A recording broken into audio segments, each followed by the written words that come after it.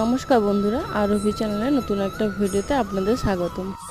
বাড়িতে কয়েকদিন ছিলাম না, বাড়ি এসে তো ড্রাগন গাছ দেখে মাথায় হাত।